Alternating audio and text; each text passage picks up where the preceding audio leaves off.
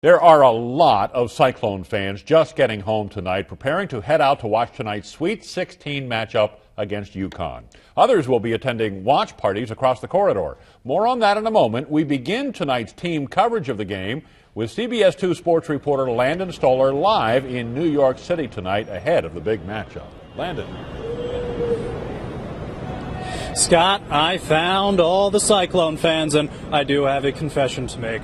I sigh, and why? They're selling these T-shirts here in New York. I am standing in front of Foley's, where the line is out the door. It's kind of your official Cyclone bar here in New York for the weekend. But all these fans that have come here to New York, they're inevitably going to be outnumbered once they go to the Garden tonight. It's because UConn is just so close by. It's almost inevitable.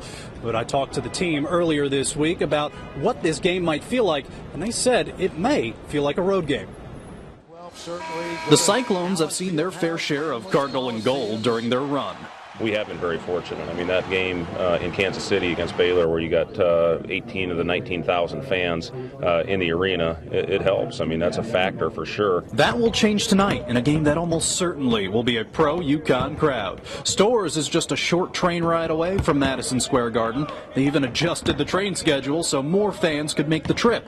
So Dustin Hogue, a New York native, said he'll counter with his family and extended family. There's a lot of UConn fans there. Growing up, there was a lot of people that was a big UConn fan. So I told them they're going to have to cancel out that crowd, and they looked at me like challenge accepted, and they're ready to take on whatever UConn fans are trying to bring. They'll bring a lot, but however blue the crowd, the Cyclones say it won't put a damper on their spirit. I feel like that just makes it a better atmosphere. You know, it's going to be great in the Madison Square, man. And UConn got a great supporting system, so a great fan base. And, you know, that just makes the game much more exciting. I think our guys are mentally tough enough. You know, we played in some very hostile environments this year. And you just got to go out and focus on the game plan and try to block everything else out.